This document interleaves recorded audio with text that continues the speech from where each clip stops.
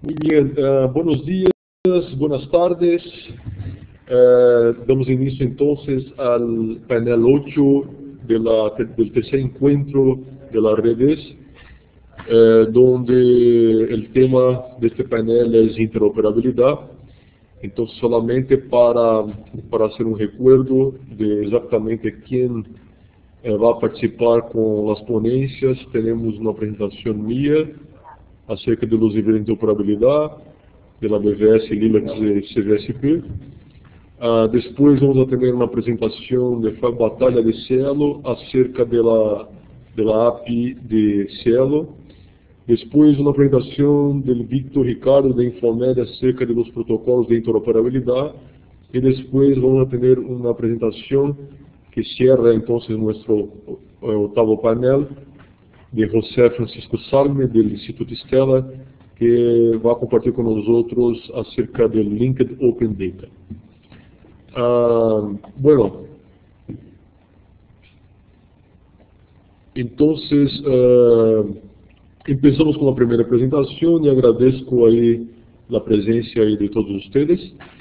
Quero compartir com todos ustedes nuestra visión acerca de qué es interoperabilidad y cómo la aplicamos en el contexto de la Biblioteca Virtual de Salud, de la red de Linux y también del campus virtual de salud pública. Bien, si buscamos definiciones acerca de interoperabilidad, creo yo que vamos siempre tener algo en común en las distintas definiciones que hay disponibles ahí en la Internet. Y el punto común es siempre considerando la posibilidad de dos o más sistemas intercambiar información, de tal manera que esos sistemas, distintos sistemas heterogêneos también, con distintas plataformas tecnológicas, lo que sea, a través de este intercambio de información pueda utilizar esta información intercambiada. Y eso es muy interesante porque de hecho es el punto central de nuestra discusión acá cuando hablamos de trabajo colaborativo en red de la Biblioteca Virtual de Salud, Linux y Campus Virtual de Salud Pública.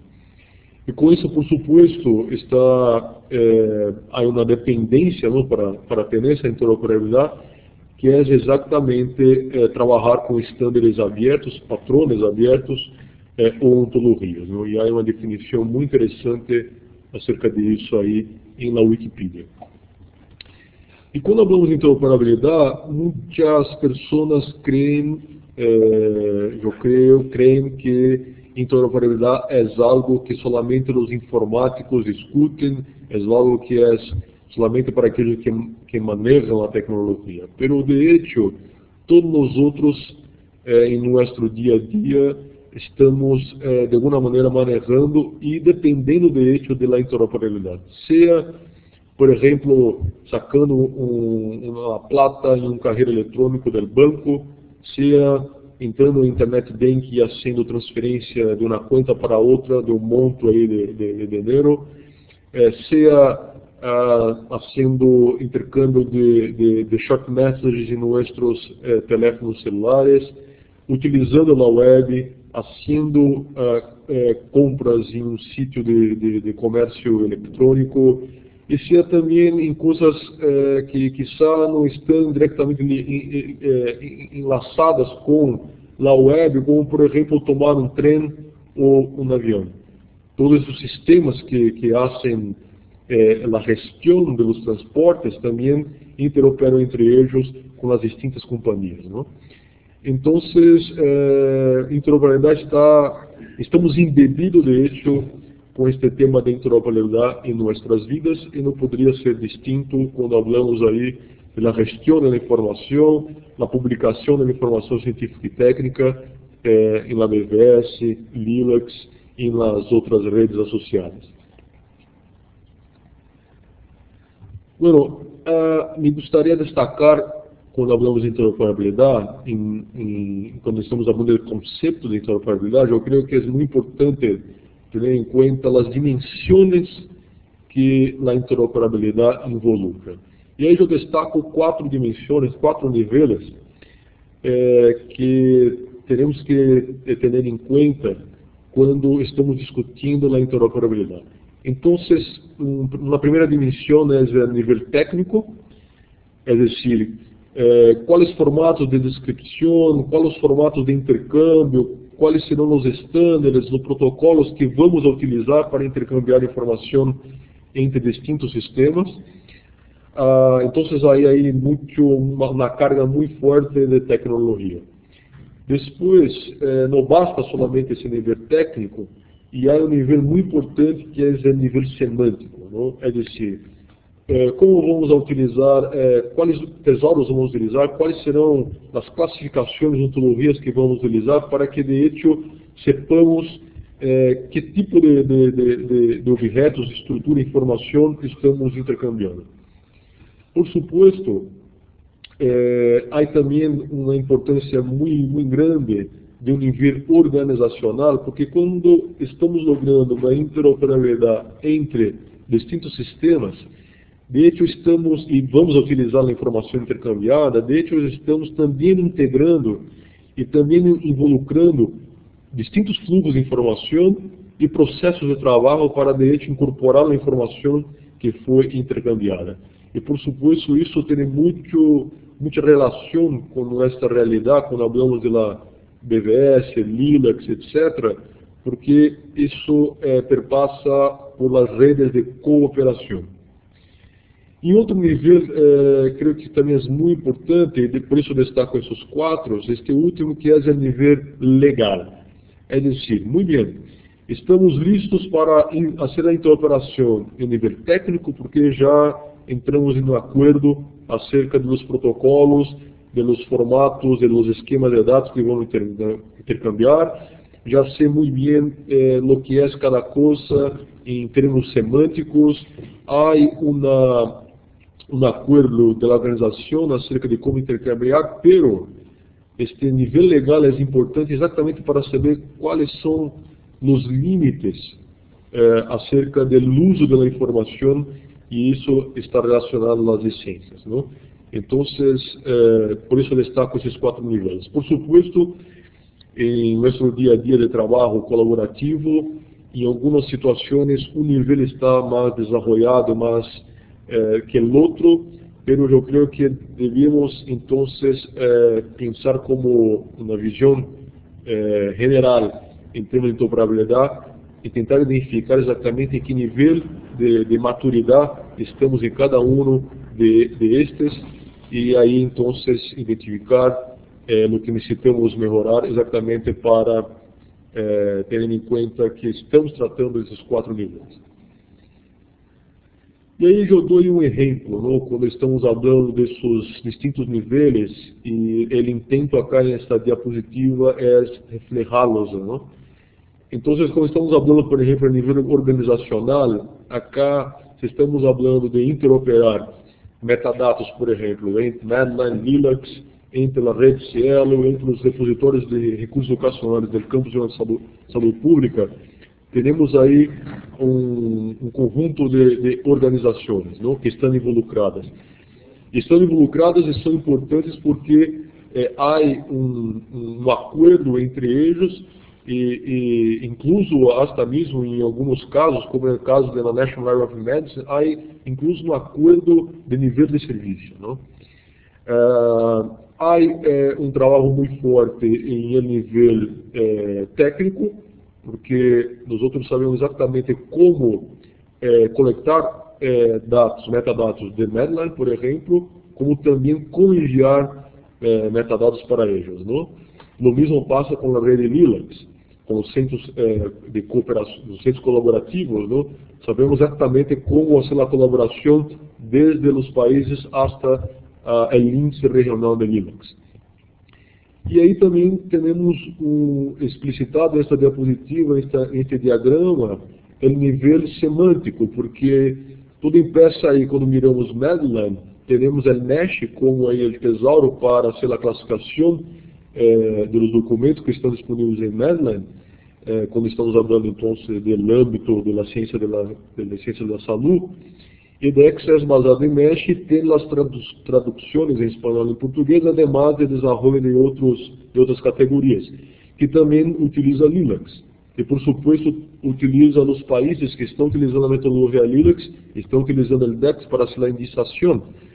Y ahora, más recién, estamos promoviendo el uso del DEX también en el campus virtual de salud pública, para que los recursos educacionales en salud pública puedan también ser indizados por el DEX. Entonces, en nivel semántico estamos compartiendo esses 3 aulas, por supuesto hay outras classificações que podemos mirar mais adelante, pero estamos garantizando entonces esta interoperabilidade por saber, por exemplo, que eu posso recuperar exemplo dengue em Medline, lo mismo em Linux, seria lo mismo entonces em campos virtuais de saúde pública.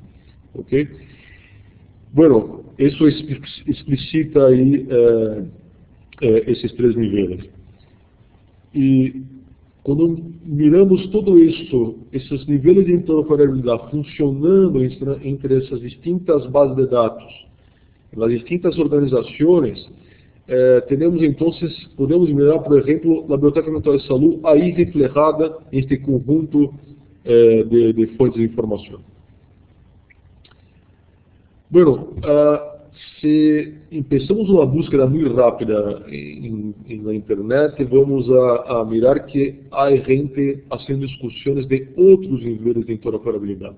Por supuesto, não vou entrar agora em detalhes de cada um de eles, mas eu comparto com vocês que já estamos aí, há algumas definições de níveis de intercomunitária, política, humana, internacional, pero vou quedar-me solamente esses 4 níveis que hablamos anteriormente. Bueno, saliendo un poco de todos esses conceitos e agora mirando na prática como ha funcionado, ¿no?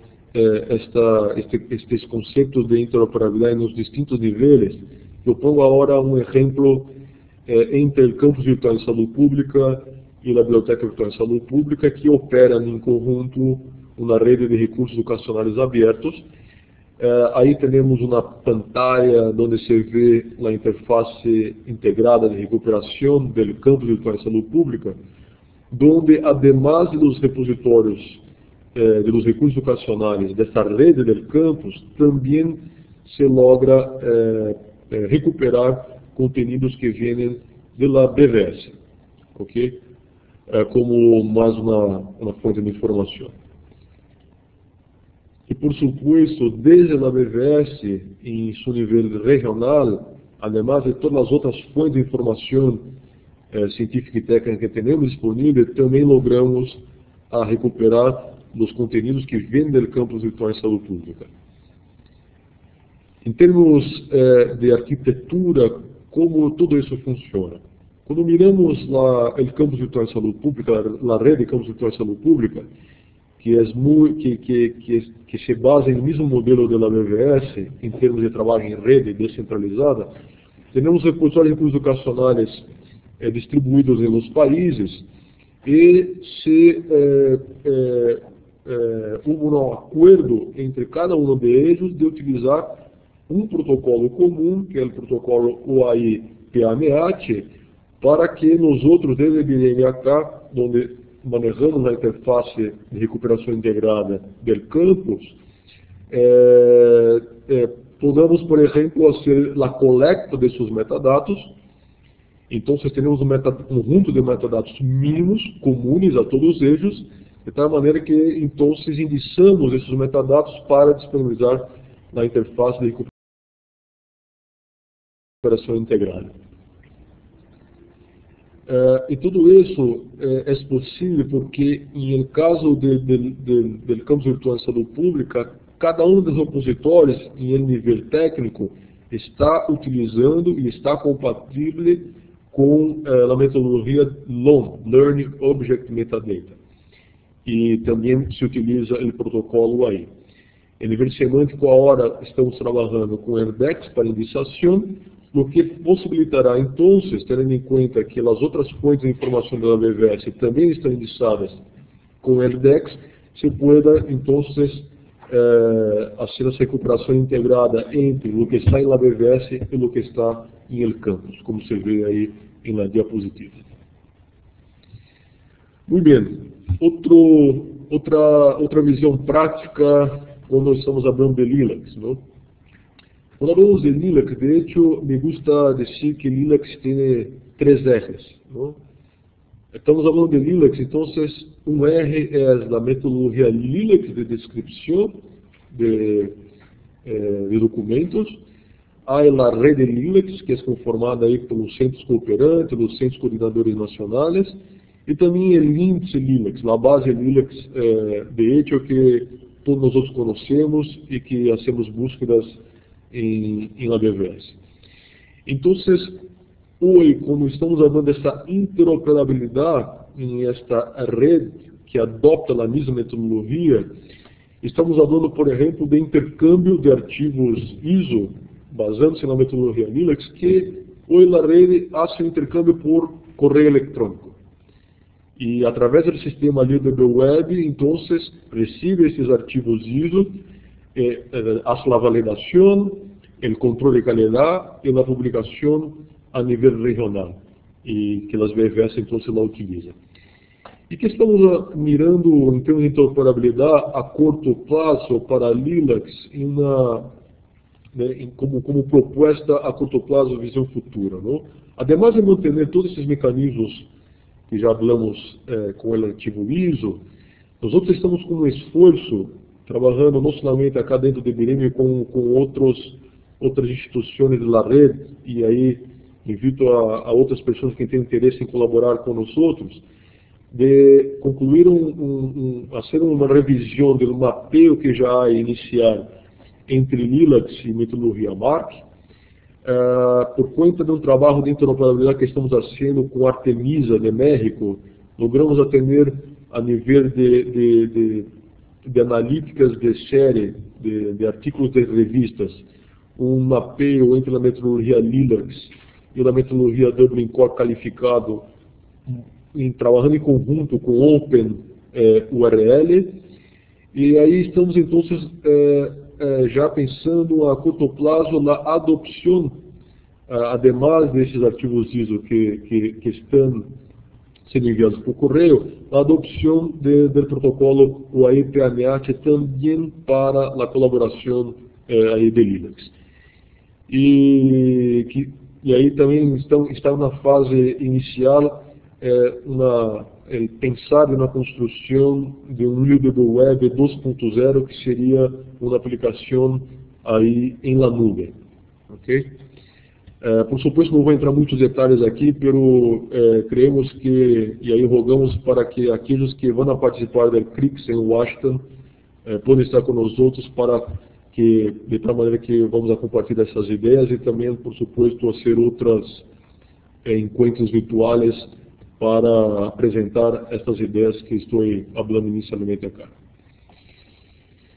E falando de Lilacs, para concluir esta ideia de Lilacs, pensando em interoperabilidade, estamos aí desenvolvendo um sistema web que estamos chamando por agora de Bireme Submission, de tal maneira para tentar fazer uma orquestração, fazer uma gestão das colaborações da rede Lilacs para o desenvolvimento do índice regional Lilacs, que aí então se daria por arquivos ISO, por o UAI-PAMEAT, como já disse agora, e aí para aqueles que trabalham com tecnologia de base das ISIS, desenvolvemos uma aplicação chamada ISIS UAI-PAMEAT, ISO UAI Provider, que utiliza o protocolo UAI, que é configurável em la web exatamente para exponer uma base de dados ISIS através do protocolo UAI-PAMEAT.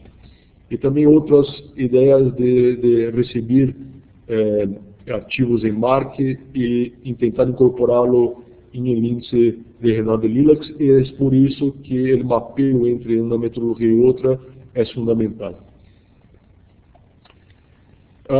Fazendo a mesma mirada para a rede da BVS, quando miramos as instâncias nacionais e temáticas e na instância regional, que acá operada por BIREM, hoje a maioria das instâncias nacionais temáticas interopera em termos de recuperação de informação com a BVS regional através do mecanismo chamado MetaIA, que é um metabuscador. Então, vocês também, a curto prazo, pensando na proposta futura, e é muito aí parecido com esta experiência com o campus virtual de saúde pública, é também pensar em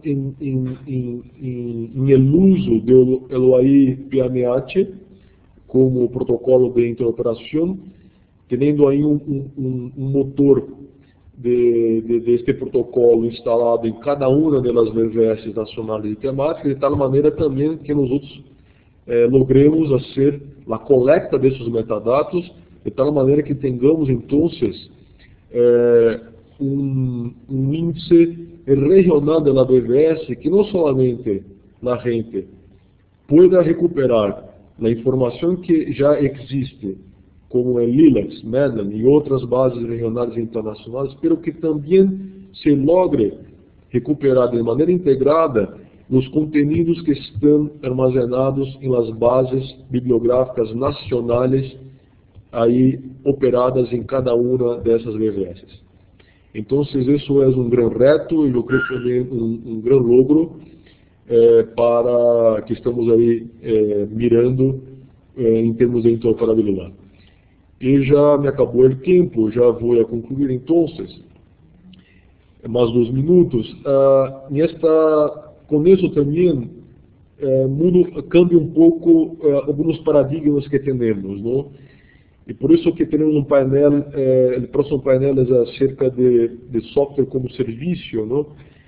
E aí, no caso de nossa interface de recuperação integrada, tendo em conta esta ideia de produzir um índice regional da BVS, com as bases de dados nacionais também, nossa ideia, temos que ser uma maturação desta ideia para comunicar a toda a rede. A ideia é prover um serviço de LATX, que é a interface de recuperação integrada nova, que está disponível a nível regional em algumas BVS, é como, tendo em conta que vamos atender todos os metadados locais da BVS, prover esse serviço para que cada uma das BVS utilize esta nova interface. E a utilização dessa nova interface como serviço incorpora não somente recuperar os conteúdos locais dessa BVS, mas também de maneira integrada os conteúdos das bases a nível regional.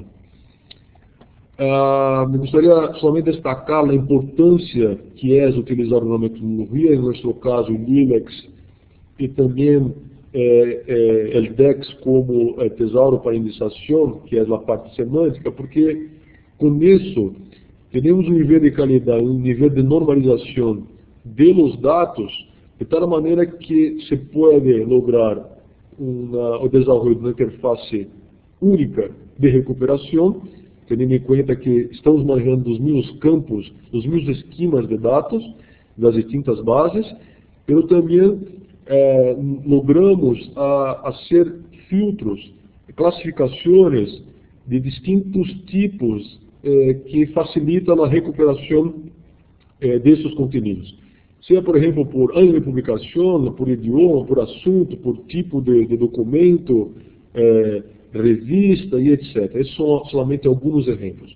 E tudo isso se logra por a importância que tem na metodologia e na descrição, na classificação. Outro exemplo, muito rapidamente, é algo que também estamos aí na frente de trabalho para o desenvolvimento, que é um desenvolvimento de uma funcionalidade do Observatório da Produção Científica em América Latina, graças à existência, aí, por exemplo, de LILACS, que é sacar indicadores desse tipo que temos aí na pantalla, não? Mirando as enfermidades tropicais, por exemplo, saber em um período de tempo quais são os países que mais publicam em cada uma das enfermidades. E ter aí indicadores que de hecho, podemos fazer muitas análises em distintos níveis.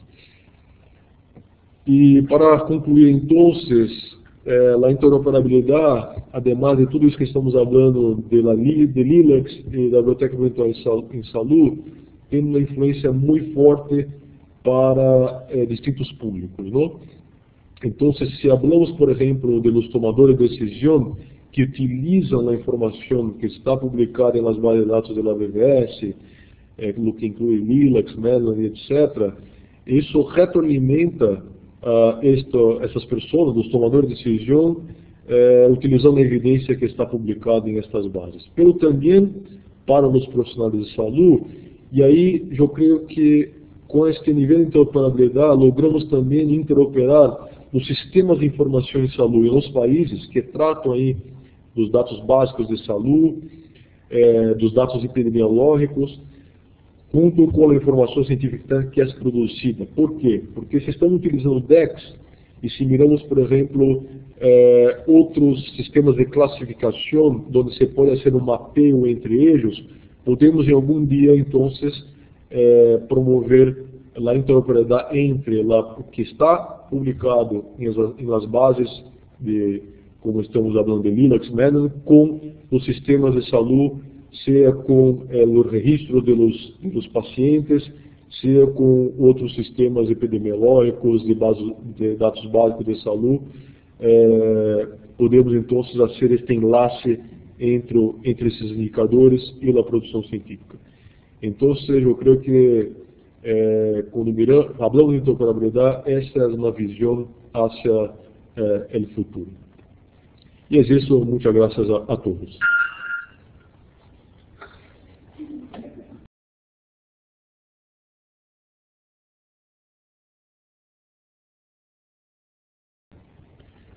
Muy bien, muchas gracias. Entonces, seguimos con painel. Como hicimos en los otros paneles, vamos a hacer la sesión de preguntas y comentarios al final.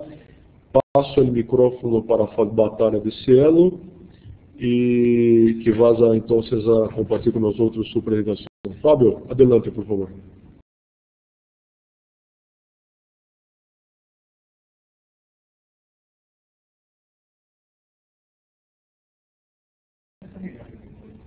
Fábio, eu não sei se vai compartilhar tua apresentação ou queres carregá-la em el sistema. Por favor, dime o que preferes fazer.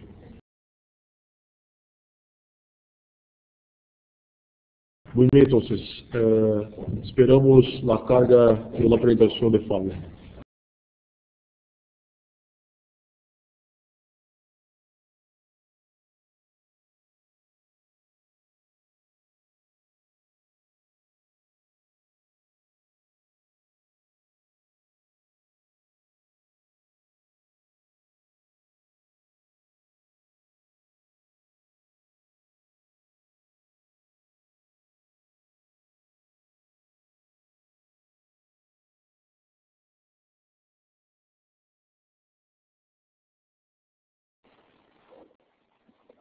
Hola, buen día a todos.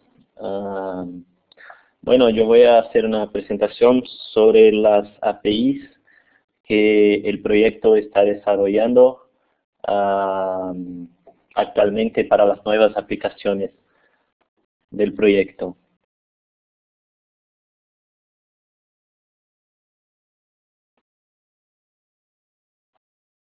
Bueno, la motivación para el desarrollo de una nueva arquitectura de API para el proyecto Cielo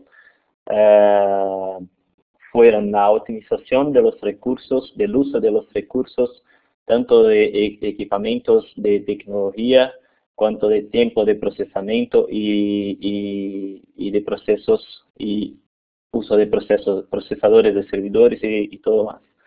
La optimización, ¿por qué? Porque las APIs intentan mantener los datos disponibles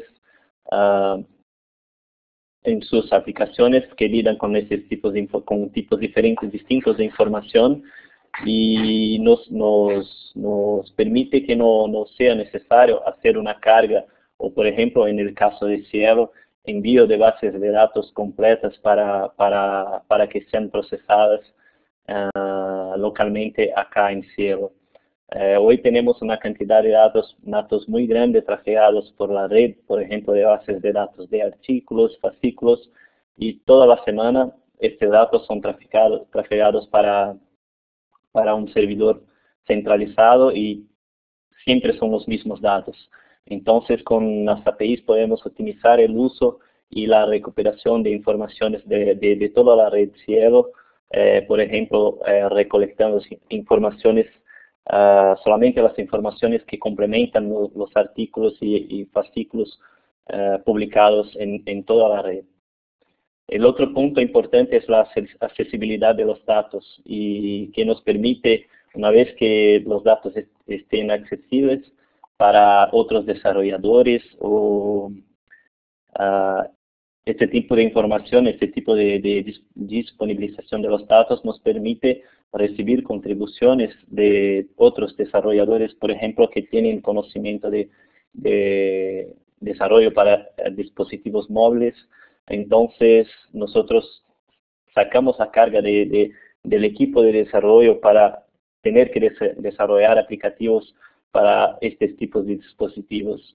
Y dejamos este tipo de tarea para otras personas que ya tienen o otras empresas que ya tienen conocimiento de cómo trabajar con eso de una forma más adecuada.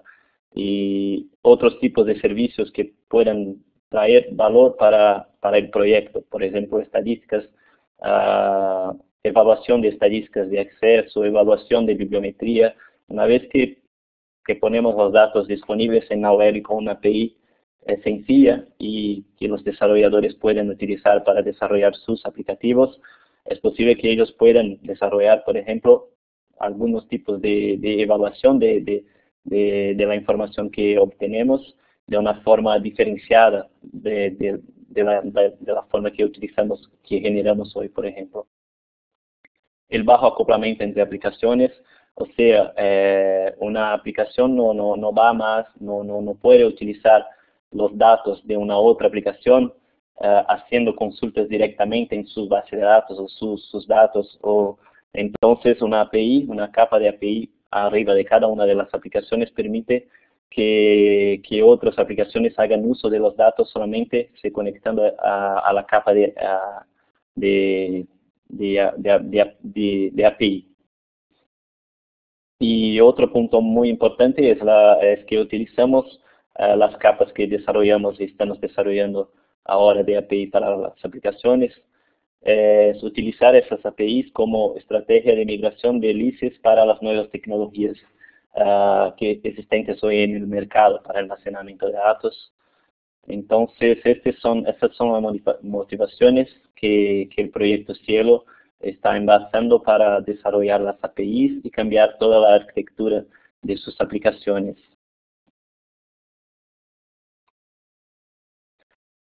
Empezamos estos desarrollos en el inicio de este año. Muchas pruebas fueron hechas en el medio de 2010, pero empezamos realmente los desarrollos de las nuevas herramientas ahora en 2011. En esta diacrítica se puede mirar los enlaces para las documentaciones de cada una de las aplicaciones, incluso de las APIs, y también el repositorio del proyecto, donde están los códigos fuentes y más informaciones de cada uno de los proyectos.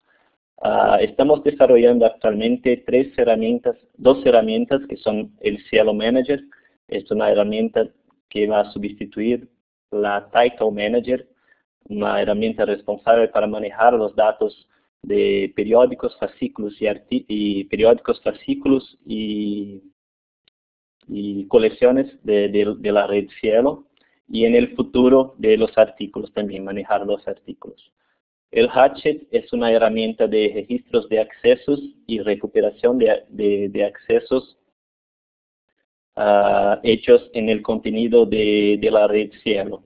Es una herramienta que puede ser utilizada para cualquier sitio que publica un contenido de periódicos, de libros o que sea. Y el Nurli, que es una herramienta para encurtar, disminuir las direcciones electrónicas de artículos, de cualquier tipo de contenido de los sitios de la red Cielo. Todos esos productos que estamos desarrollando y el NURL que ya desarrollamos tienen sus capas de servicios, una API que permite el acceso a todos los metadatos que están almacenados en estas herramientas. Bueno, yo voy a hacer una presentación de la API del Cielo Manager. Entonces es básicamente una API RESTful para la recuperación de los metadatos y de colecciones, periódicos, fascículos y secciones de fascículos. Aún todavía no tenemos una API para registro de información, pero eso es un desarrollo futuro. Entonces estamos trabajando solamente con el GET del protocolo HTTP.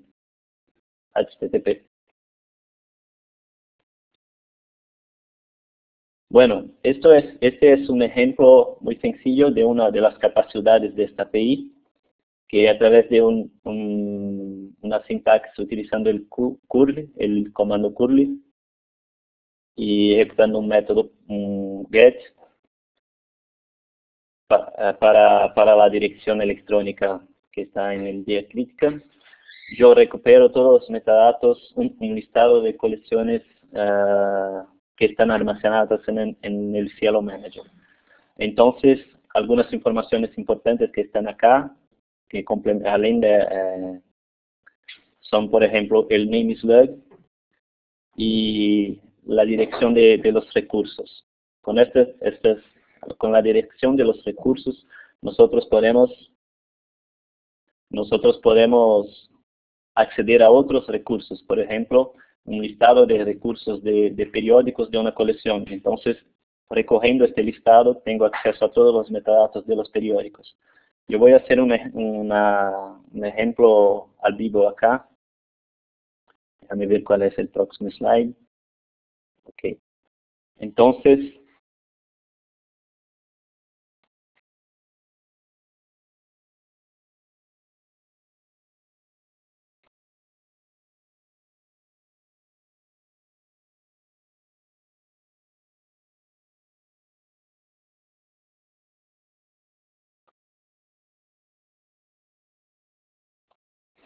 este es el sitio del Journal Manager. Este es un ambiente de homologación que estamos trabajando. Entonces yo voy a hacer una requisición para listar todas las colecciones almacenadas en esta aplicación.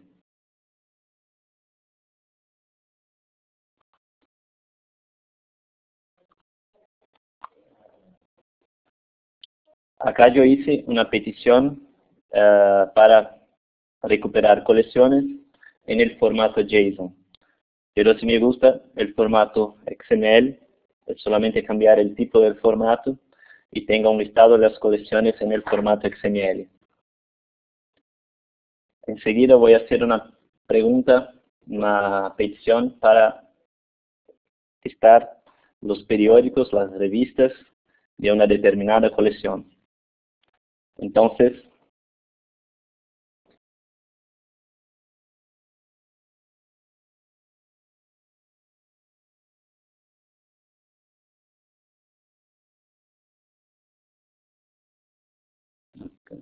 un dato.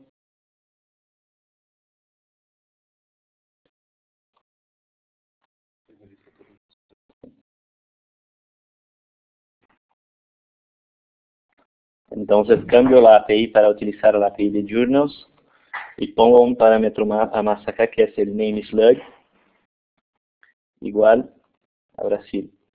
El name slug yo puedo recorrer desde el listado de colecciones. Entonces tengo acá en el medio de los metadatos el name slug para la colección Brasil.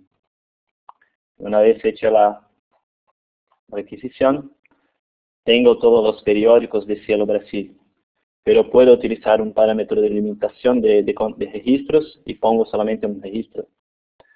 Y acá yo miro un periódico del Cielo Brasil. Y si a mí me gusta ver los metadatos en XML, cambio de JSON para XML. Y tengo todos los metadatos del periódico en XML. Una vez mirando el metadado del periódico, tengo un otro grupo de un elemento en el XML que me presenta todos los recursos de fascículos. Entonces, recojo a esta dirección que está en el listado de fascículos y puedo tener acceso a los metadatos de fascículos.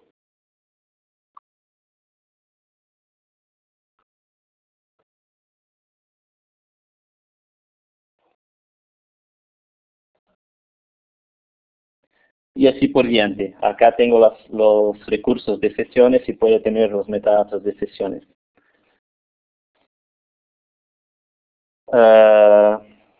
En la dirección docs.cielo.org, nosotros tenemos todas las documentaciones de cada una de las APIs que estamos desarrollando para estas herramientas. Entonces, en el Cielo Manager hay una sección donde están los datos, las informaciones de la API, del API. Entonces acá tengo un listado de todos los servicios disponibles para colecciones, fascículos, periódicos, sesiones, sponsors, licencia de uso y también servicios de usuarios de la aplicación. Y una vez que recojo uno de estos enlaces, yo miro cómo hacer la encuesta, los campos, la petición, los campos que pueden ser utilizados, los formatos que la aplicación está trabajando y también el formato de salida. Bueno, volviendo a la presentación.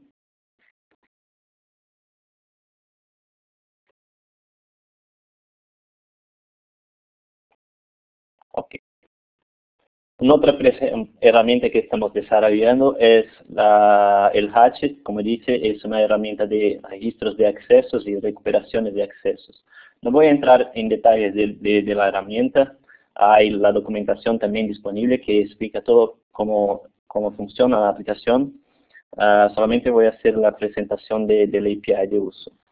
Una cosa importante de tomar nota es que esta herramienta tiene una capacidad muy grande de atender las peticiones hechas, tanto de lectura cuanto de grabación de accesos.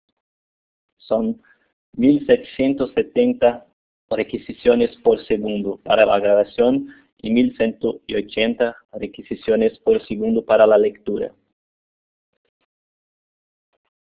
Este es un ejemplo sencillo del uso del Hatchet, de la API. Entonces hago una petición utilizando el método get, indicando el parámetro journal, o sea, voy a hacer el registro de un periódico, de acceso a un periódico, y utilizo un code. Puede ser cualquier tipo de código, estoy utilizando acá el ISSN. Y el resultado es un JSON con los accesos de este periódico. Por ejemplo, acá en 2012, en el día 26, fue registrado un acceso para este periódico. Más abajo ejecutó otras dos peticiones para la misma API, pero ahora utilizando el método POST. Y el método POST exige más un parámetro más que es la región de donde vino el acceso y el código para el periódico, para registrar el acceso a este periódico. Una vez hecho eso, es una petición que no devuelve ninguna respuesta para el usuario, o sea, es solamente el envío de la petición, y enseguida hago una otra encuesta, una otra petición, utilizando el método get, para recuperar el mismo periódico. Y si tomo nota de los accesos del día 26, se puede mirar que los accesos subieron para más 2 accesos, aumentaron para más 2 accesos. Incluso en la región Brasil también puede aumentar más 2 accesos. Yo voy a presentar un poquito para ver cómo funciona, para que ustedes vean cómo funciona y cómo es sencillo.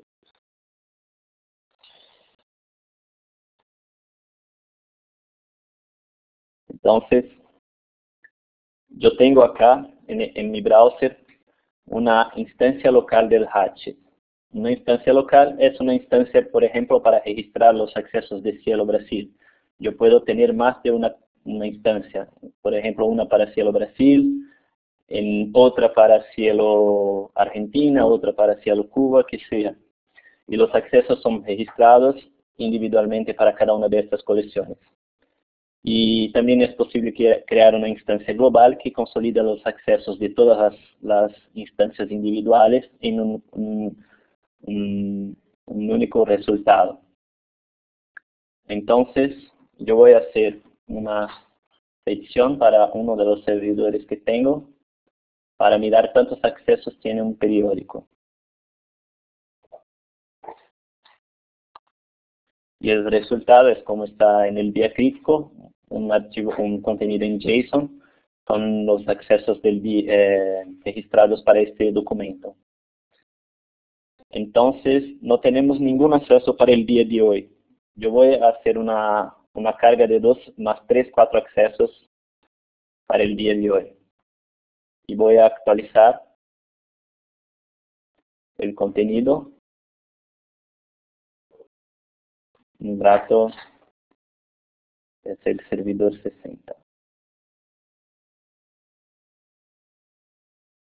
Puerta 60.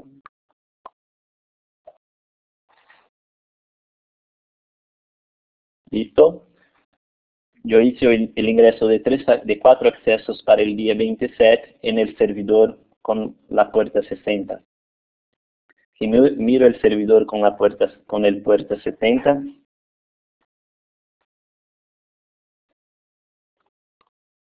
tiene otros accesos que no representan los accesos del servidor con la puerta 60. O sea, es una otra instancia que registra accesos de un otro portal para el mismo periódico. Y el sitio global tiene servicios para consolidar los accesos de los diversos instancias. Bueno, en el sitio de documentaciones del proyecto Cielo, también tenemos acá el proyecto Hatchet, donde está todos los hay toda la documentación del proyecto, como sobre el proyecto, motivación del proyecto, conceptos del registro de accesos, la arquitectura, y también la documentación de uso, ejemplos de uso de la API y la documentación de la API. Entonces acá tengo la documentación de cómo registrar accesos para artículos, los parámetros utilizados, ejemplos de peticiones, registros de accesos directos a PDFs, o sea, downloads de PDF, registros de accesos a fascículos, registros de accesos al periódico, bulk de accesos, o sea, es cargar una cantidad grande de accesos, por ejemplo, para procesamiento, para carga en lote de accesos, y los métodos GET. Entonces, cómo recuperar los accesos de artículos, de fascículos y de periódicos. Es básicamente eso, es una herramienta que estamos desarrollando y vamos a utilizar en el nuevo sitio Cielo, que también está en fase de desarrollo. Y bueno, la documentación es está mucho más completa que la presentación, entonces ustedes pueden mirar la documentación y si tienen algún tipo de duda pueden enviar al email para nosotros y nosotros vamos a aclarar las dudas. Esta otra API es del proyecto de encurtamiento de URLs. Entonces es una API muy sencilla donde pongo un parámetro de una dirección electrónica de sitio Cielo y se devuelve una referencia encurtada para que se pueda utilizar en Twitter y otros tipos de redes sociales. Y tenemos también, para finalizar, solamente para finalizar, un proyecto que ya hace uso de la API del Journal Manager, que es el proyecto DeLorean. Es un proyecto que fue desarrollado para hacer la integración o la exportación de las bases de datos del modelo relacional del Journal Manager para archivos ID, para que sean generadas las bases title, issue y section de la metodología Cielo. Es bueno para que tengan en cuenta cómo nosotros hacemos el uso del API. Entonces el código fuente está disponible y ustedes pueden utilizar, mirarlo para ver cómo hacemos, nosotros utilizamos la API. Este acá es el equipo de desarrollo de Cielo en formato JSON. Y también acá el email abajo de la lista de discusión de los desarrolladores para desarrollo, para los proyectos en desarrollo. Entonces pueden tomar este medio en cuenta para enviar los emails para nosotros. Y como Renato dice, vamos a dejar las preguntas para el final, o no sé si tienen alguna duda, y también puedo sacarlas ahora. Bueno, gracias. Fábio, muchas gracias por la presentación, excelente trabajo que están haciendo ahí. Bueno, vamos a dejar para el final del panel, y mientras ahora tengamos la presentación de Víctor de Infomet, creo que sería interesante mirar ahí el chat, porque hay 2 o 3 preguntas específicas acerca de tu presentación, ¿ok? Víctor, te pasa el micrófono y vamos a poner la primera diapositiva para que você pueda empezar. Un abrazo.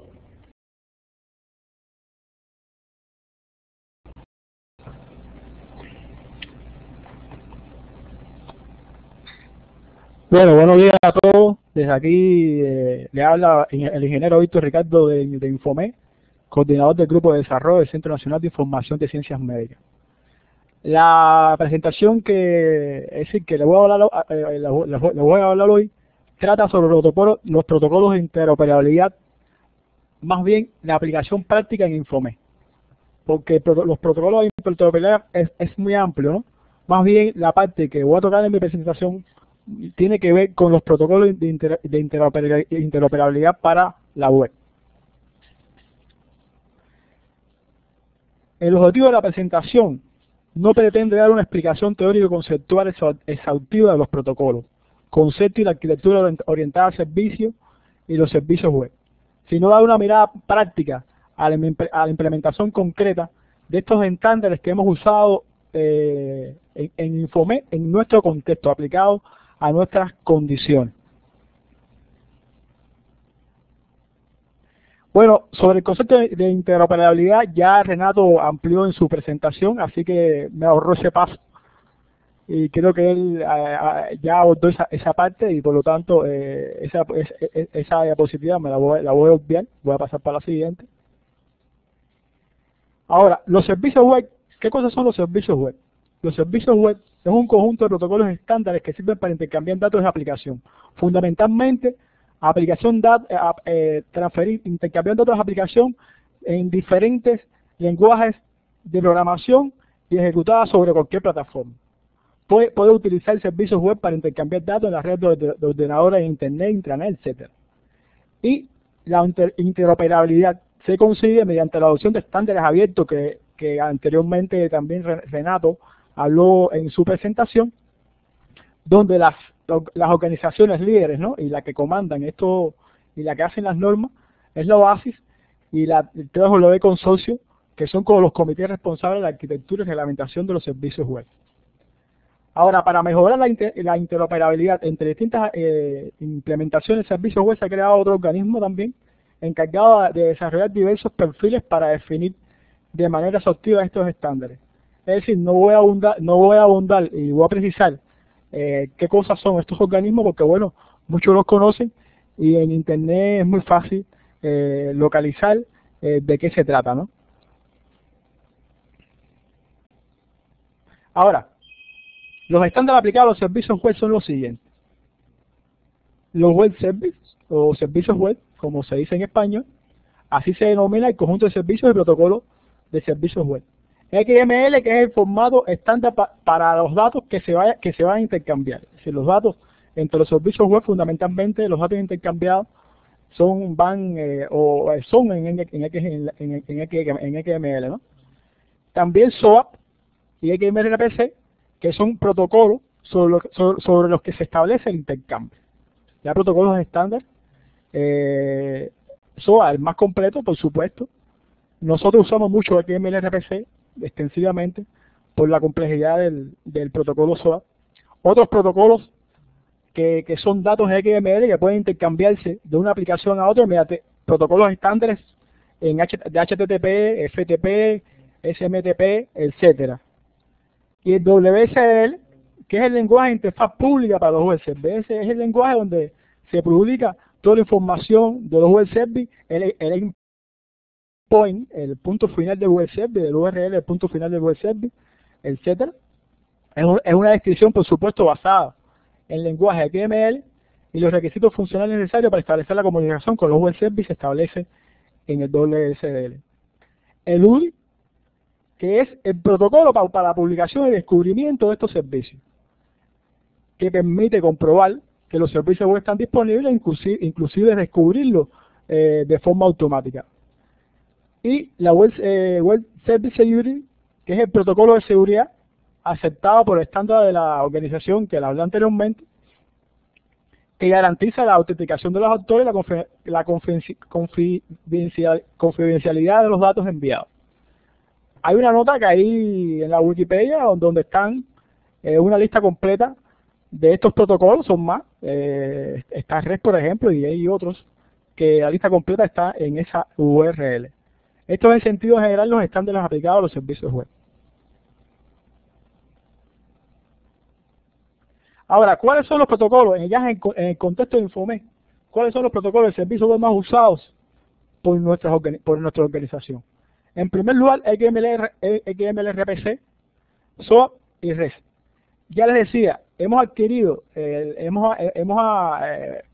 aplicado mucho XMLRPC por la simplicidad de los servicios que muchas veces aplicamos. SOAP, en segundo lugar, para los servicios más complejos y los servicios que requieren la aplicación de todos los estándares, ¿no? Que más adelante, ¿no? en la parte de arquitectura le voy a mostrar que se desea aplicar para una aplicación. Y REST, que también lo aplicamos. Ahora, aquí hay un esquema simplificado de arquitectura orientada a servicios en el contexto de Infomed. Es decir, este no es el esquema y no contiene todos los elementos que tiene el esquema de arquitectura original de la arquitectura orientada a servicios. Esta es un esquema aplicado al contexto de Infomed, que por supuesto separado por capa. Aquí está una capa del sistema de operación, que son los servicios legados, los viejos servicios que tenemos funcionando, sistemas que funcionan sobre el protocolo TCP/IP, bases de datos en sistemas de operación como Cielo, el localizador de información de salud, Lilia, que ya se ha hablado ampliamente sobre él. Tenemos una segunda capa de componentes, que es los EasyDebitM, libros, revistas, el correo propio. Otra capa de servicio, donde inclusive tenemos servicios compuestos como el de la búsqueda, el metabuscador, y una capa de presentación donde utilizamos todo este servicio y construimos clientes para mostrar la información en los diferentes interfaces o diferentes interfaces, por ejemplo, usando Content Manager System como Drupal, como WordPress, como el portal de Infomed y otros. Aquí, por ejemplo, la implementación en los portales usando ya concretamente como AdminPort, que fue un portal que nosotros construimos en el año 2002, Drupal y WordPress, y ahí ven la integración a través de servicios web entre los diferentes componentes, por ejemplo, noticias, los eventos, por ejemplo, la base de datos Easy, Google, en un momento tuvimos la búsqueda en Google, el localizador de información de salud, los blogs, la búsqueda, la metabúsqueda, y entonces todo se integra en el portal de Infomed a través y utilizando los servicios web. Por ejemplo, esto fue una de las primeras interfaces. Nosotros encapsulamos las bases de datos Easy usando el 3W, es decir, una herramienta que desarrolló IBM. Entonces, gracias a ese trabajo que hicimos, que fue web service de búsqueda en base de datos Easy, pudimos publicar y realizar búsqueda directamente desde nuestro portal de Infomed. Este servicio, por supuesto, fue construido en XML-RPC y aquí está el URL donde está el servicio y todavía está en funcionamiento, pero bueno, ya lo muestro como que uno de los antecesores, ¿no? O de los primeros servicios que nosotros construimos orientado a servicios, ¿no? Para poner disponible esta información y esta interoperabilidad en diferentes contextos. Por ejemplo, aquí está un servicio que se llama Infoenlace, que es un social bookmark nuestro, que usamos mucho aquí en nuestro intranet. El clon de Delicious, bueno, pues un poquito más atrasado ya, donde los usuarios ingresan sus URL, es decir, sus bookmark, y uno lo puede clasificar por tab, por el usuario, etcétera, ¿no?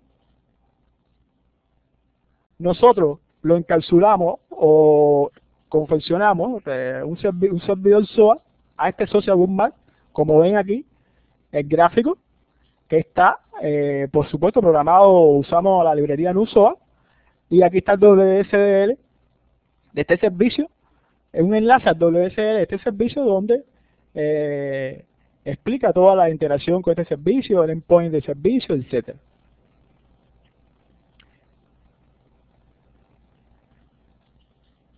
Aquí vemos una aplicación práctica.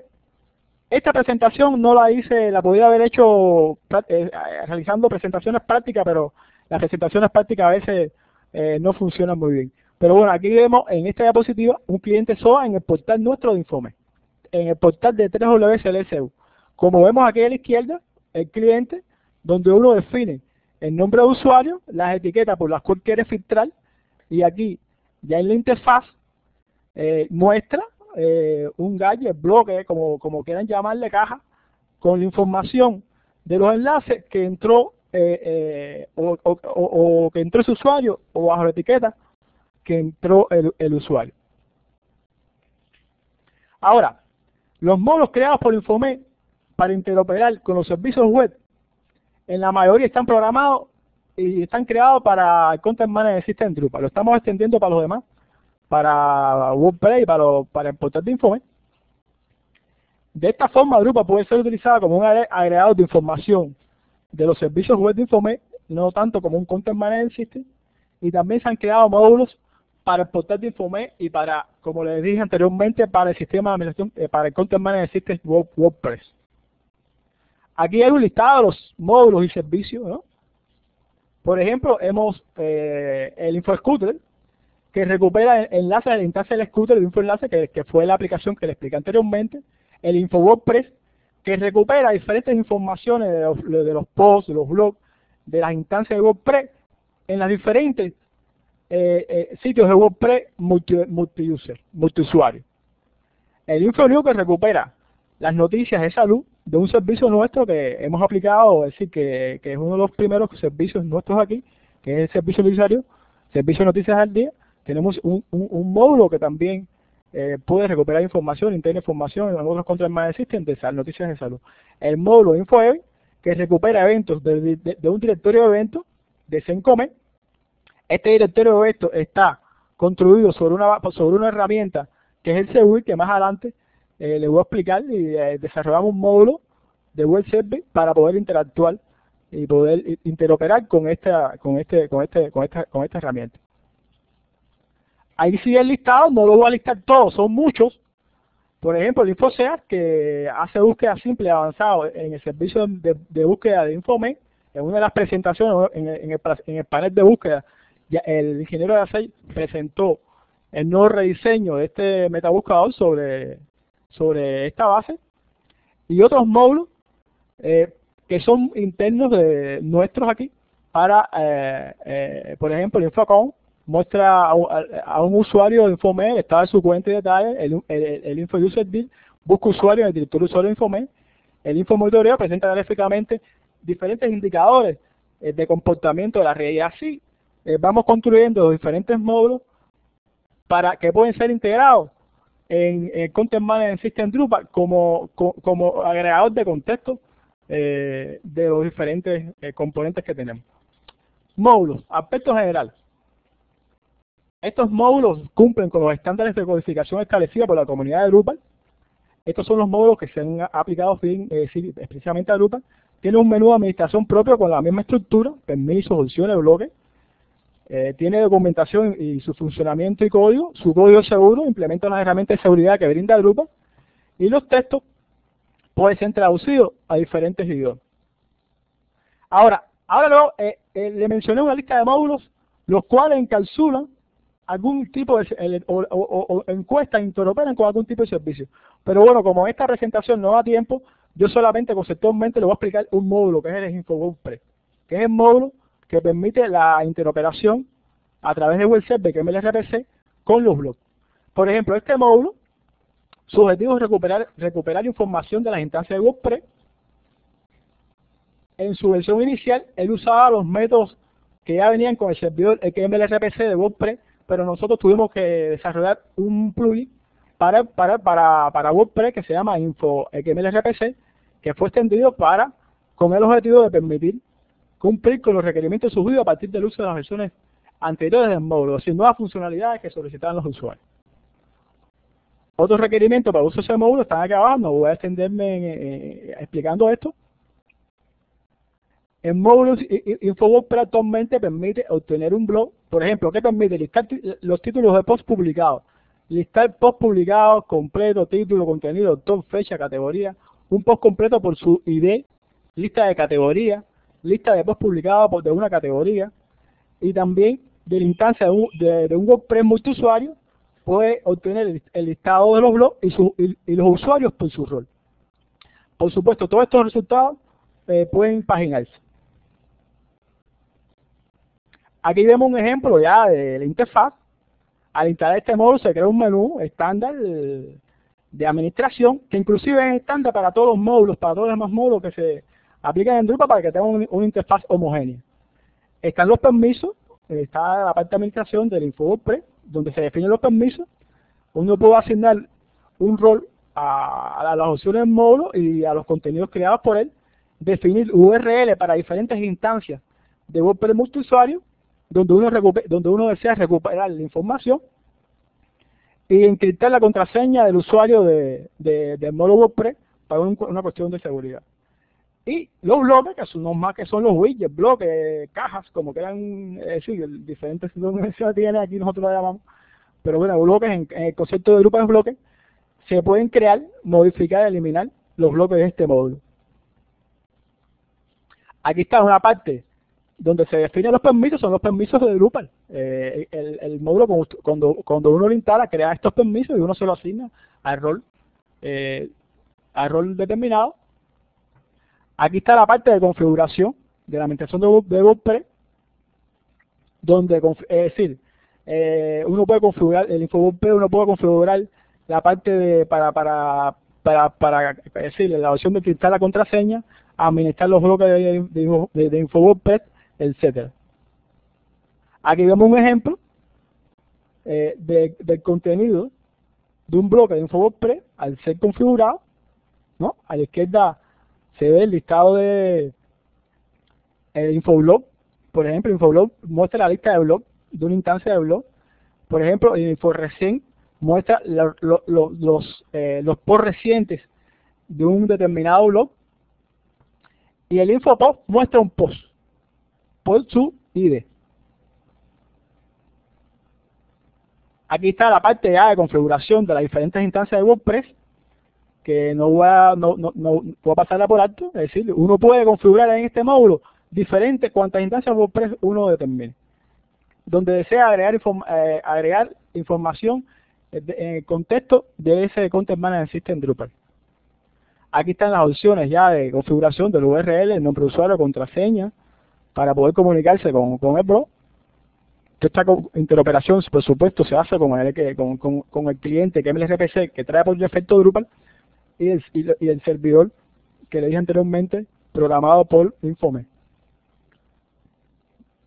Bueno, aquí están los bloques que se crean, que ya lo expliqué anteriormente, el infoblog para mostrar los blogs de una instancia de WordPress multiusuario y subusuario con un rol específico, el infopop para mostrar los posts y el inforesin para mostrar un listado de posts ordenados descendentes por su fecha de creación.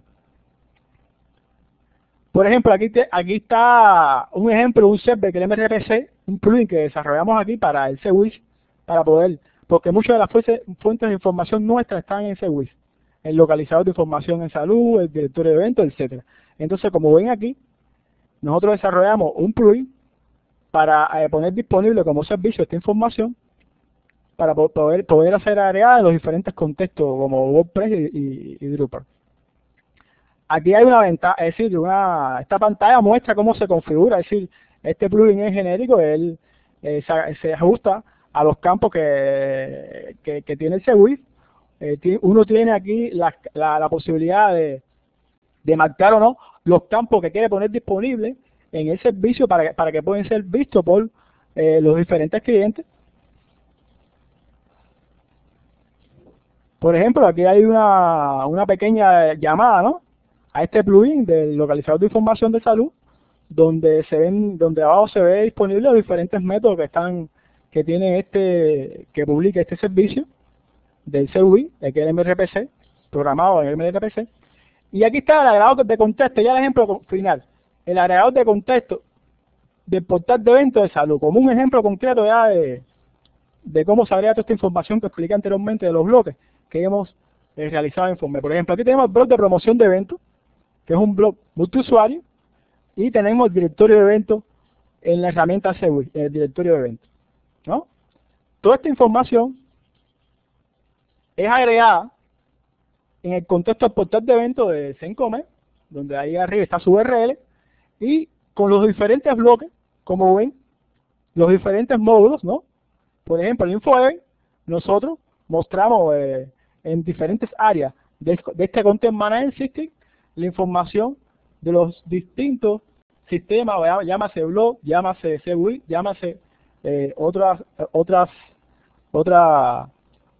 servicios que tenemos, donde podemos mostrar la información en un agregador de contexto usado, ¿no?, por decir que estamos usando Drupal o WordPress, etcétera. Bueno, muchas gracias. Aquí terminó mi presentación. Gracias a todos.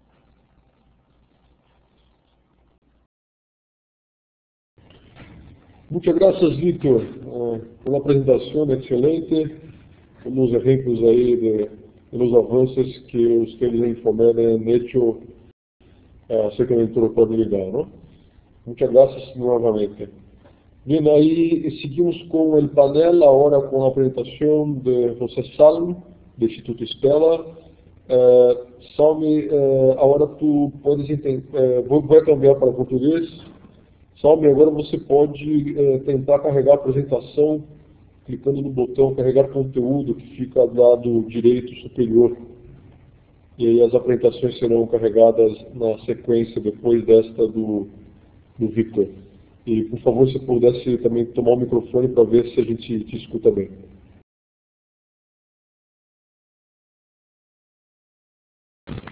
Me escutam bem? Só conseguimos escutar, mas está um pouquinho baixo. Se puder falar mais próximo do microfone, eu acho que vai ficar melhor.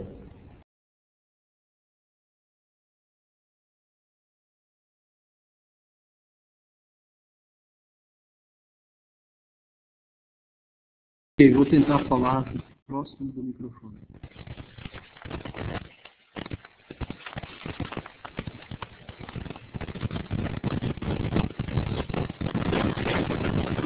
Estou carregando a apresentação.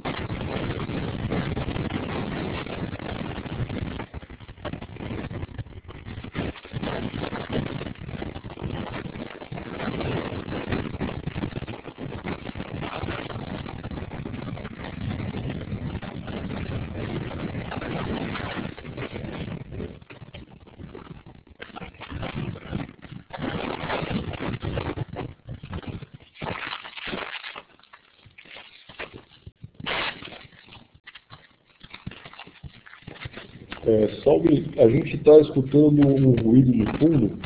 Eu não sei se tem alguma coisa raspando aí no microfone do seu computador.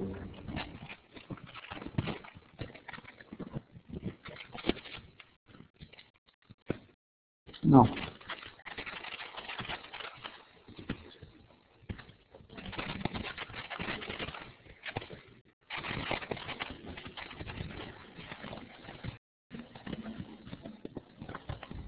Ok, mientras Salme... Continua ouvindo o barulho? Sim, pode falar, Salme. Então, continua com o chiaço? Ainda está um pouquinho. Ok.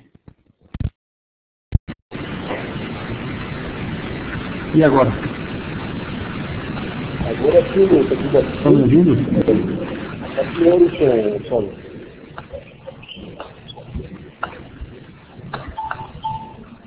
Agora está melhor. Posso iniciar? Agora sim, perfeito. Ok. Ok. Bom. Boa tarde a todos. Peço desculpa por não falar muito bem espanhol, mas adianto que isso é presente dos nossos colegas portugueses. Ele é um dos poucos países na América Latina a falar português.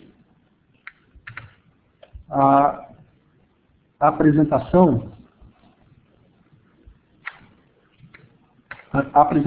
de hoje, rapidamente comentar sobre o desenvolvimento, pesquisa e desenvolvimento, desarrollo e investigação que o Instituto Stella vem fazendo, falar sobre tecnologias semânticas, de como a influência de tecnologias semânticas para aspectos de interoperabilidade, em especial como a interoperabilidade pode beneficiar-se das bases e endpoints que estão em dados linkados.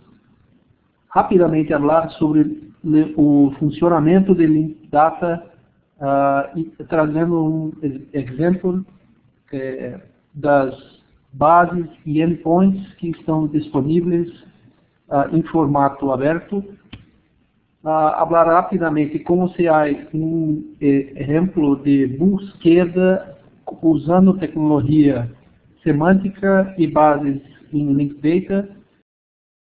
E por último, como os principais atores, como o Google, assim para utilizar e se beneficiar de tecnologia Link Data. Então, primeiramente, o Instituto Stella é um instituto de investigação e desenvolvimento. Nós trabalhamos com o governo brasileiro e, mais recentemente, com o governo americano. Participamos como parceiros de BIREM e de PARO, de OPS, com o KMC e com muitas universidades e centros de pesquisa em diferentes países. Nossa missão é conjugar a pesquisa, a investigação e desenvolvimento, aproximando empresas e a universidade. Eu trago um exemplo de como se ha evoluído das tecnologias de identificação de informação. Esse é um exemplo de um radar. E de lá para cá, identificações de informações, de marcações de informações vem evoluindo constantemente. Som, perdão por interrompê-lo, mas infelizmente não está sendo possível ver os slides. Desde o segundo slide a tela está em branco. Que tal, eu acho melhor talvez você compartilhar o teu desktop, pode ser? Pode. Agora apareceu. Nós estamos com um pequeno delay, eu acho, do carregamento dos slides e a disponibilização para todos que estão conectados na ferramenta. Eu acho que a gente pode tentar seguir, que agora apareceu a imagem. Ok. Vou tentar... Então, esse é um exemplo de como ha evoluído as tecnologias, principalmente a identificação do avanço da Web 3.0, que trata basicamente do uso de tecnologia de web semântica para fazer categorização, criações de ontologias para mapeamento de fontes de conhecimento e a vinculação, ligação entre fontes distintas de conhecimento. No próximo slide, há um mix de conceitos que representam a web semântica, onde há sistemas de conhecimento na web, pela formação de repositórios. Sim, Renato. Desculpe, eu acho melhor compartilhar, porque está com um delay muito grande. Algumas pessoas não estão visualizando os seus slides. Para compartilhar, Salme, tem um botão na parte superior, ao lado do cronômetro, que é o segundo botão, o botão do meio, que são duas telas sobrepostas. Você deixa o teu slide aberto e clica nesse botão, que ele vai mostrar a opção de compartilhar o PowerPoint ou outra aplicação que você esteja utilizando, e aí todo mundo vai conseguir ver isso. Eu acho que será mais fácil para que possamos acompanhar a tua apresentação. E aí é só realizar uma transição um pouco mais lenta dos slides, para dar tempo de renderizar na nossa tela cada um dos slides, ok? Acho que agora vai ficar melhor. Obrigado.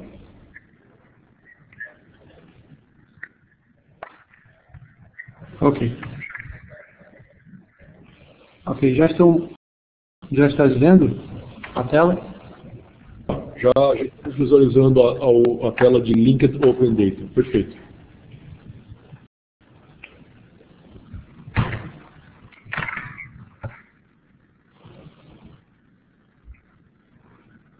Ok. Então para ver o uso correto de Linked Data, é importante entender alguns conceitos, como datasets que estão classificados por ontologias e outras taxonomias, tesauros, ontologias como exemplo de friend of a friend, onde eu identifico pessoas, contatos e o conceito daquela pessoa, daquele indivíduo, com a vinculação com propriedade. Além disso, há a possibilidade de formação a partir dessas ontologias de instâncias. Essas instâncias são, então, guardadas em repositórios em formato RDF. RDF é, então, um framework para descrever recursos, o recurso sendo, então, informação sobre indivíduos, sobre empresas, organizações, alguns casos sobre cidades, sobre monumentos. Portanto, o RDF é um framework para descrever esses recursos. Aí existe um sujeito, um predicado e um objeto. Portanto, eu tenho sempre uma tripla que representa sujeito, predicado e um objeto. Com essas triplas eu vou criando relacionamentos entre triplas dessa base. Em essência, podem ficar em flat files ou podem ficar em bases. esses flat files podem ser XML ou Turtle, que é uma representação simplificada desse sujeito, predicado, objeto. A partir daí, eu crio um contexto e posso ter um chamado de RDF endpoint. O endpoint passa a ser uma base que guarda esses arquivos em flat file ou numa base de dados em RDF, ou chamado de Triple Store, em que eu posso manusear essas estruturas. Um exemplo que eu vou mostrar mais à frente para vocês é o uso de uma Triple Store pública, aberta, que é o caso do DBpedia, para fazer consultas e localizar informações nessas triplas RDF. O DBpedia é a base em RDF de todo o conteúdo que está na Wikipédia, em formato de link data, ou seja, os dados estão linkados em RDF, e permite consulta, localização e conjunção, ou seja, vinculação com outras fontes também abertas. No nosso caso aqui, das discussões e das excelentes apresentações que antecederam, a ideia de ter uma nova estrutura, uma nova possibilidade, um novo cenário para fazer interoperabilidade com essas bases em RDF. O slide seguinte, então, para falar rapidamente sobre os 5 elementos ou os 5 princípios do que são dados linkados, ou link data. O primeiro é que ele tem que estar na web e necessariamente com uma licença aberta para busca e identificação. O segundo elemento é que haja leitura por parte de ferramentas e computador. A ideia de ter um dado numa estrutura, não um mix de HTML com XML, mas um formato em que haja a possibilidade da leitura daquele conjunto de triplas em RDF e que seja possível de vincular ou linkar com novas fontes. O terceiro é não usar um formato proprietário, ou seja, nenhuma identificação que não siga um framework em comum ou uma base em comum, tanto na definição dos conceitos que estão no RDF, como a própria serialização do RDF. E o quarto é estar utilizando padrões vinculados ao RDF. Eu vou falar mais à frente sobre uma das linguagens de consulta que é o Spark. E por último, ter das triplas RDF a possibilidade de fazer linkagem de dados. E eu vou mostrar um exemplo para vocês, para que vocês entendam o que é o RDF e como esses dados ficam guardados de forma linkada.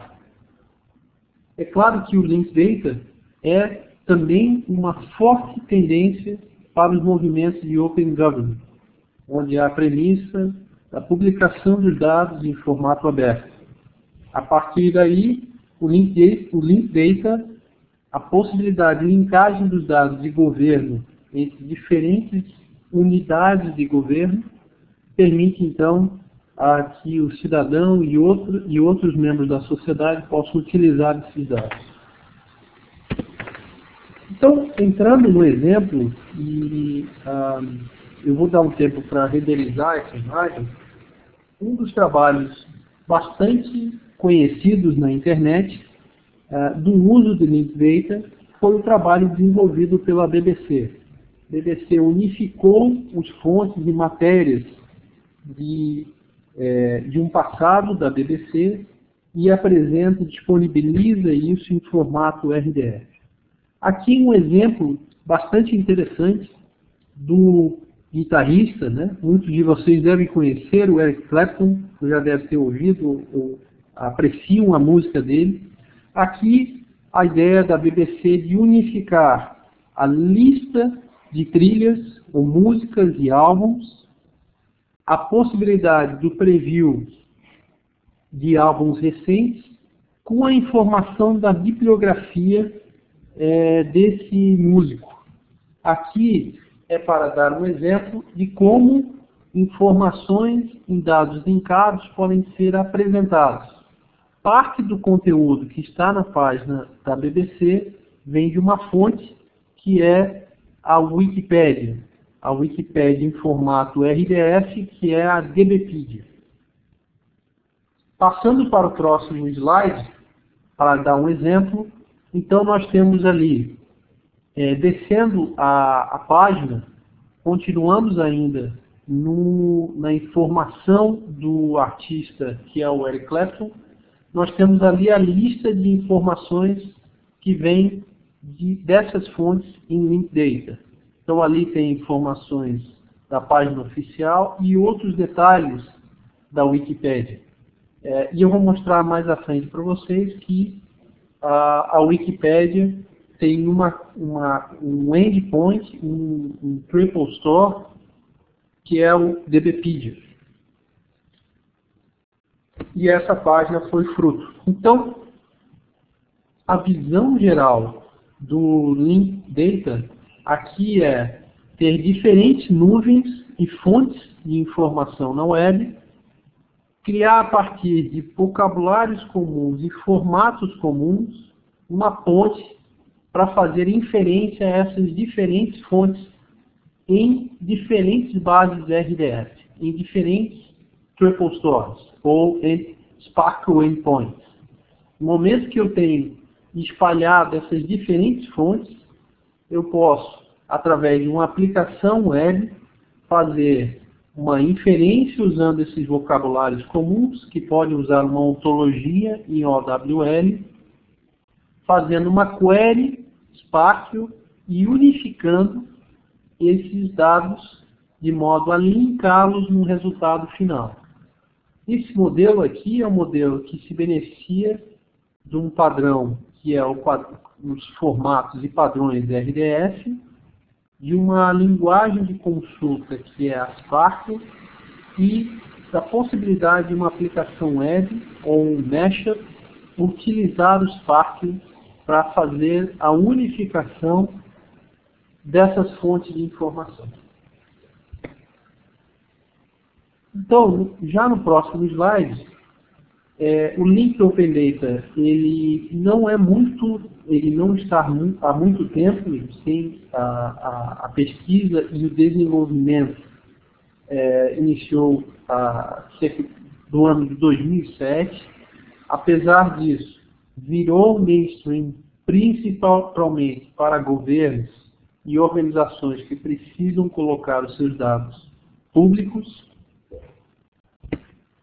E a boa notícia é que há já um volume de bases RDF para serem utilizados pelo grande público.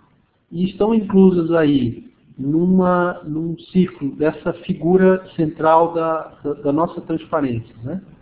O DBpedia, o Freebase e outras bases que são bases que vão desde catálogos unificados, como o WordCat, e outras fontes que têm ontologias de referência, que têm Sparkle endpoints para fazer consulta a essas bases públicas e principalmente exemplos de como se unificam essas bases a partir de consultas em Spark.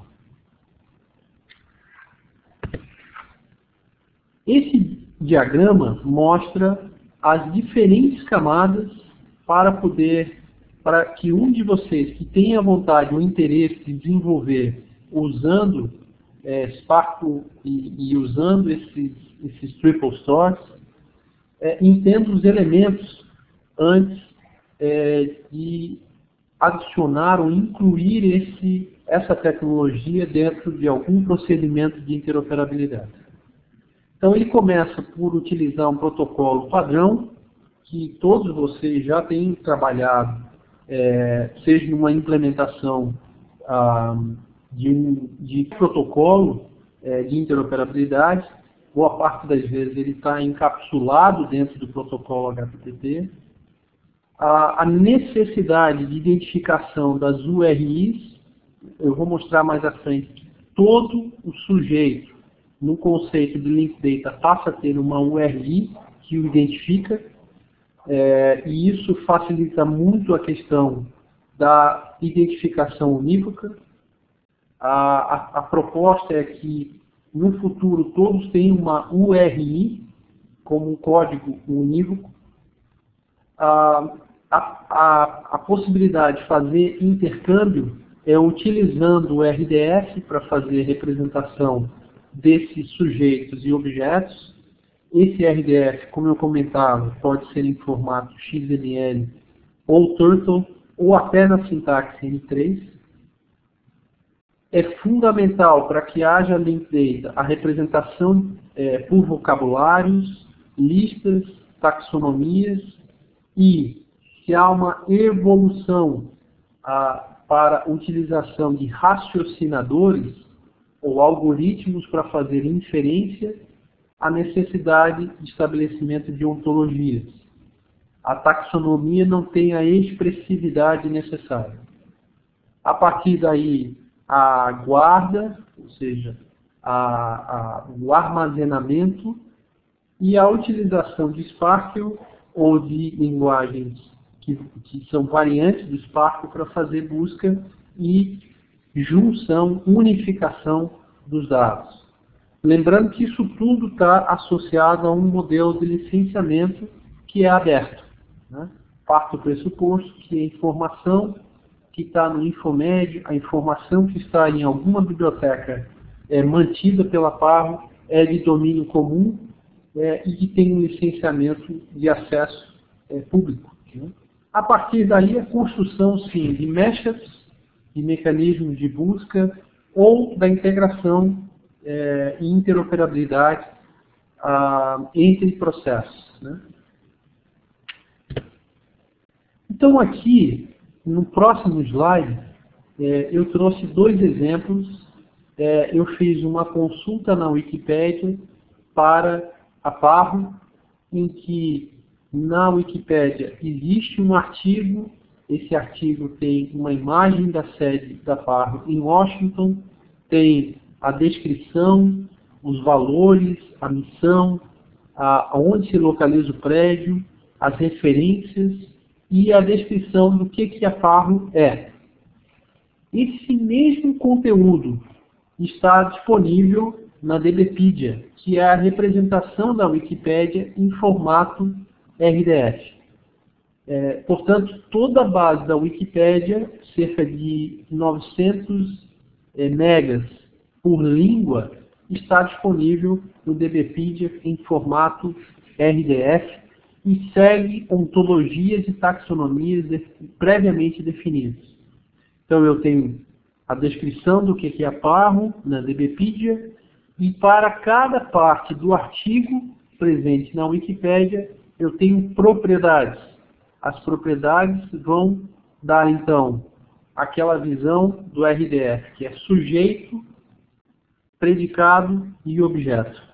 Aqui nós temos, então, a DBpedia como a ontologia principal, e ali nós temos propriedades como a abreviação, abstract e outros, né, que vão identificar desse artigo na DBpedia e na Wikipédia o conteúdo, como ele é classificado, categorizado e que conceitos estão associados a esse conteúdo.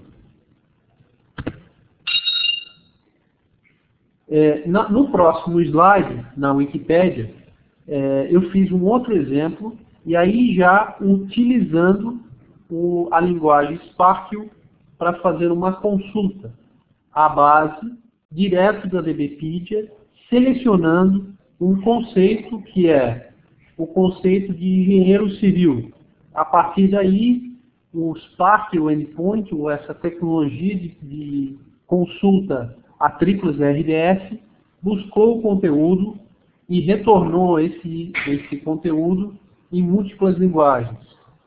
No caso da Wikipédia, há uma uma propriedade que o primeiro código vem na língua inglesa, mas como vocês podem ver no resultado, todas as línguas da Wikipédia estão ali presentes no resultado.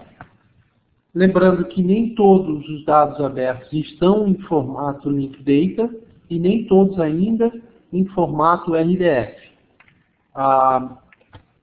E para encerrar, já que meu tempo está acabando, a ideia e essa figura aí mostra exatamente como se trabalha utilizando Linked Data e a possibilidade de um processador em Spark fazer a unificação desses dados.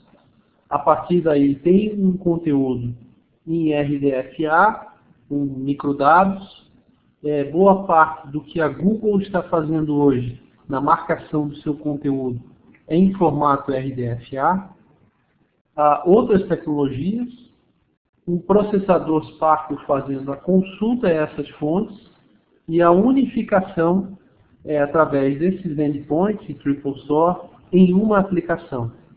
Então aqui eu posso ter a interoperabilidade no nível dos dados, por meio de endpoints em Triple Store ou em bases relacionais. E aí, Renato, eu não sei como é que está meu tempo, até porque nós tivemos incidentes, mas eu queria avançar, não ficar nessa transparência, mas avançar para um exemplo mais prático, que é o que a Google está fazendo. Tá? Então eu peço desculpa, mas eu vou avançar nessas para explicar o que a Google está fazendo utilizando dados do Freebase, que é a base que a Google comprou em Linked Data. Né? Então, o que a Google hoje faz com a tecnologia Linked Data e Freebase? Eu consigo ao digitar um conjunto de termos na busca, analisar o que é o Knowledge Graph, ou seja, o canto direito a um conjunto de dados resumidos em Linked Data, que já vem da pesquisa não só de concorrência, mas também numa Triple Store que é o Freebase. A partir desse conteúdo, eu posso, por exemplo, fazer uma investigação, que é o próximo slide, para saber de onde o criador Matt Groening, criador do seriado The Simpsons, retirou o nome do personagem Homer. Né? E eu consigo, através do Freebase, identificar que ele homenageou o pai dele, né, ao escolher o nome do personagem, o nome da mulher do personagem e uma das filhas, ou seja, os nomes retirados a partir da família dele foram para as histórias do seriado The Simpsons. Ainda o avanço do Google tem sido em utilizar RDFs para atualização online desse conteúdo.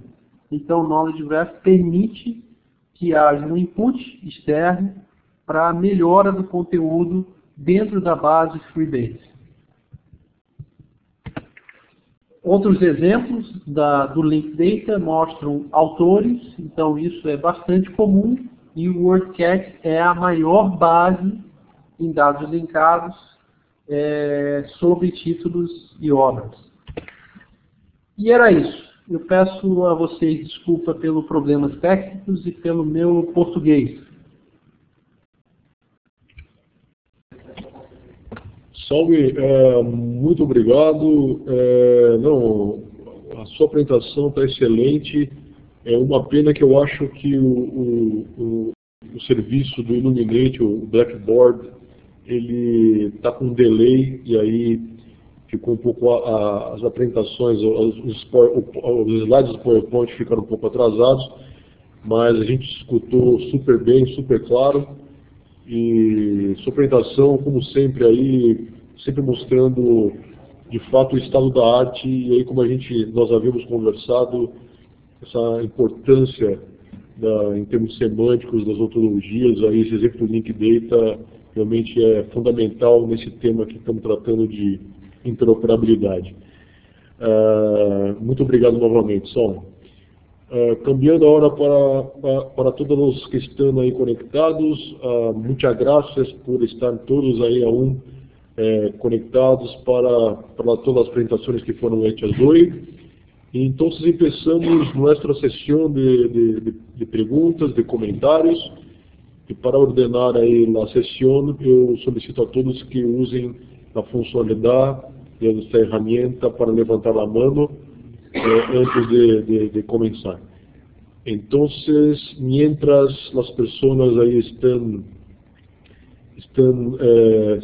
se coordenando para fazer as perguntas, eu tenho uma pergunta para a Salm, aproveitando que foi a última apresentação. Salm, de acordo com o que tu apresentaste, com todo o esquema de linked data, tu tens alguma recomendação acerca de ontologias para bibliotecas digitais, algo por estilo? Tu que conheces bem aí a Biblioteca Virtual de Saúde e as bases de dados bibliográficas, não? Qual seria o ponto de partida em termos de ter uma ontologia para começar a discutir e planificar, por exemplo, um RDF para nossa realidade?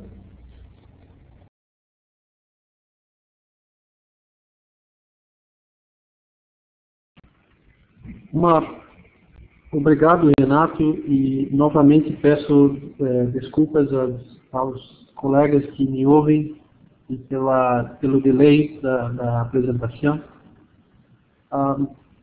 Algumas ontologias, para começar a entender o benefício do que existe de linked data, eu não iniciaria necessariamente por uma ontologia mais complexa, elaborada, como uma que poderia ser a Biblio.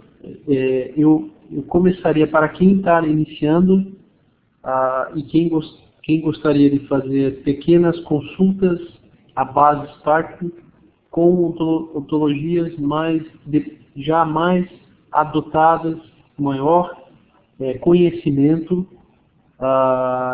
que são as ontologias do tipo Friend of a Friend, que em boa parte das bases RDF já está disponível. E no momento que existe o entendimento sobre o que é ontologia, quais são os conceitos e relacionamentos, mais rapidamente quem está programando pode fazer consultas Spark nessas bases. Portanto, começa a ver o resultado das buscas em RDF. Então, eu começaria como sugestão, se aquele que tem interesse de trabalhar com RDF em linked data, a sugestão é: entenda ontologias menores, que são ontologias de aplicação, e façam uso em Spark Endpoints, que existem já muitos Spark Endpoints, para usar essa ontologia simples para entender o Spark, como se faz vinculação do Spark com diferentes sujeitos, a declaração e a sintaxe do Spark. A partir daí, entendendo um pouco do Spark, é possível avançar em outras ontologias mais complexas, como é o caso do Biblio, e no caso específico da área da saúde, a representação de ontologias em outras fontes, como as meta-ontologias, né, da UMLS, para então fazer as buscas. Tá? Perfeito, Salme. Não, de fato, como realmente é um tema complexo, né, que tem esse entendimento, é uma forma diferente de ver de fato semântico, é uma boa sugestão começar aí pelo que você comentou. Eu lhe pediria, se pudesse, por favor, colocar o nome da ontologia que você comentou aí no chat, para que as outras pessoas também possam tomá-lo como referência y consultas posteriores. Por favor, ¿hay alguien que tiene algún comentario, pregunta, no solamente para Samuel, pero también para las otras presentaciones que fueron hechas?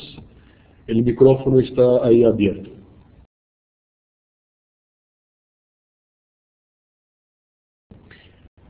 Fábio, yo creo que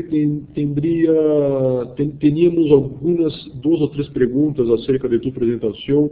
Yo no sé si lograste mirar el chat, el histórico del chat. Si sí, por favor, tome el micrófono para contestarlas. Te agradezco.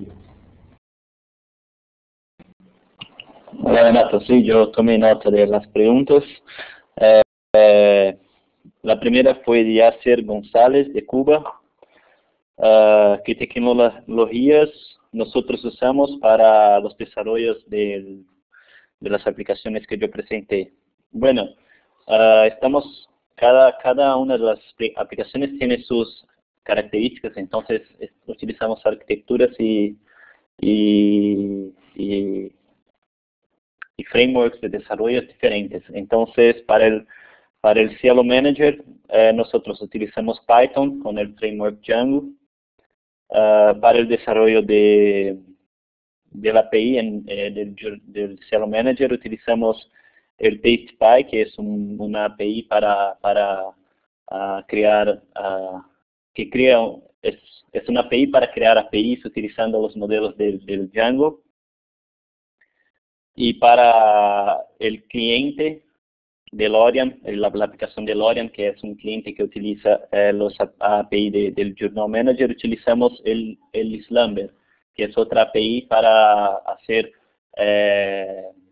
uso de APIs, acceso a las APIs.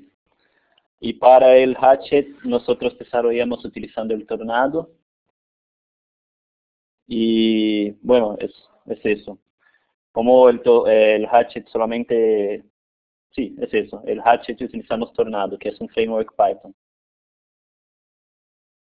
La otra pregunta es de Fidel, si existía algún tipo de busca por palabras. ¿Cómo esas APIs fueron desarrolladas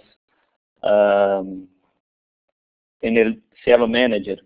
El Cielo Manager no tiene los datos de artículos para hacer búsquedas por palabras, pero solamente por eso nos desarrollamos una API de búsqueda. Pero en las próximas versiones vamos a desarrollar una API para hacer búsquedas de los títulos y artículos, cuando los artículos empezaren a ser manejados en el Cielo Manager. Y la pregunta de Lidia, yo no comprendí la pregunta de Lidia. Las búsquedas son en la base directo a Birem y sin password. Yo no comprendí muy bien esta pregunta. Muy bien. Bueno, la última posibilidad por cuenta del avance de la hora, ya son casi 2 horas de la tarde, acá en São Paulo, Brasil. Abro nuevamente el micrófono para ver si alguien tiene alguna pregunta, si no, vamos a cerrar entonces este panel. ¿Alguien más tiene alguna pregunta o comentario para hacer?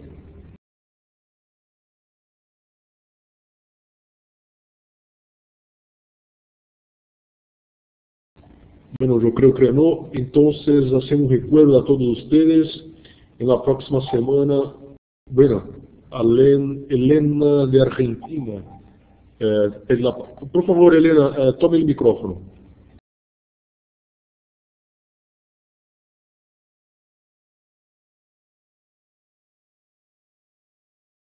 Elena, tú puedes tomar el micrófono y hacer el comentario que quieras. Yo creo que tú habías levantado la mano, ¿no?